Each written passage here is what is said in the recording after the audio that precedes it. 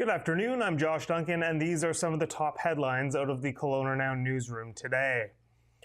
West Kelowna Mounties are touting the results of 20 targeted investigations over recent weeks. Police say they resulted in a large amount of drugs and weapons being confiscated, along with multiple arrests.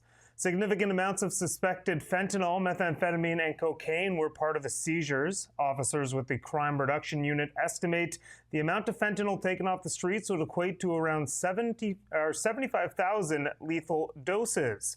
Corporal Brian Mulrooney says officers are working tirelessly to identify those responsible for criminal activity in West Kelowna. He added that every weapon seized and drug dealer taken off the street helps reduce the risk of violence and overdose in the city. Pierre Poilievre is heading back to the House of Commons. The Conservative Party of Canada leader triumphed in his by-election efforts last night, winning the Battle River Crowfoot seat by a landslide. Preliminary results from Elections Canada said Poilievre earned over 40,000 votes and more than 80% of the votes in the rural riding. In a victory speech Monday night, Poilievre said getting to know people in his new riding was a privilege in his life. He promised to put Canada first in his return to Parliament next month, saying his party will oppose out-of-control Liberal inflation, crime, immigration, cost of living, and housing crises. Prime Minister Mark Carney took to social media to congratulate Poilievre on the win, promising that Canada's new government will work together to keep building a stronger future for all Albertans and Canadians. Air Canada and the Canadian Union of Public Employees reached a mandated agreement overnight to end a strike by the airline's 10,000 flight attendants. That means flights gradually began to resume today and will ramp up to full operations over the next 10 days. The airline says that some flights will still be canceled during this process until the schedule can be stabilized. The union said the deal marked a transformational change for the industry, adding that unpaid work is over and they've reclaimed their voice and power.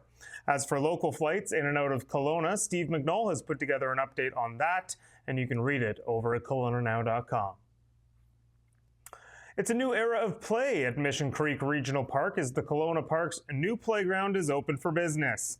Local officials and families gathered earlier today to mark the grand opening of the refreshed playground, which replaces the aging wood play structure that had been a mainstay at the park for many years. The new structure has accessible equipment, sensory-friendly zones, and a smooth rubber surface to ensure all kids can utilize the playground. The RDCO says it's designed to be a welcoming space for children of all abilities.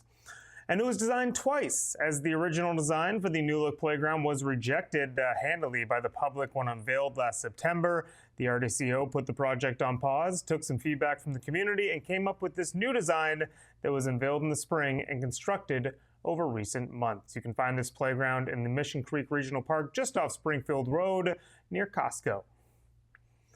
In sports, the Kelowna Rockets have signed Tomas Poletin to a WHL contract. Poletin, of course, a big-name addition for the club. He was drafted by Kelowna first overall in the CHL import draft last month and is expected to be a significant piece of the puzzle for the Rockets' Memorial Cup aspirations.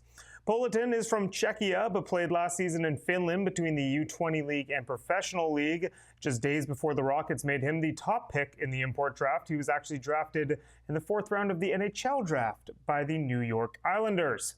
He will attend Isles training camp next month before coming to Kelowna and joining the Rockets. That is expected to happen before the WHL team season begins on September 19th. Wrapping up with a quick look at the forecast. Small chance of showers this evening, then cloudy overnight. Mix of sun and cloud tomorrow, high of 26 degrees, before we begin a stretch of hotter days and plenty of sunshine on Thursday. That is all for me today, but you can read up on all these stories and plenty more at KelownaNow.com. Have yourself a great evening. I'll be back in this chair tomorrow afternoon for a look at some Hump Day headlines. See you then. We don't just report the news, we live here too. We're your neighbors, bringing you stories that matter to all of us. No government funding, no outside influence.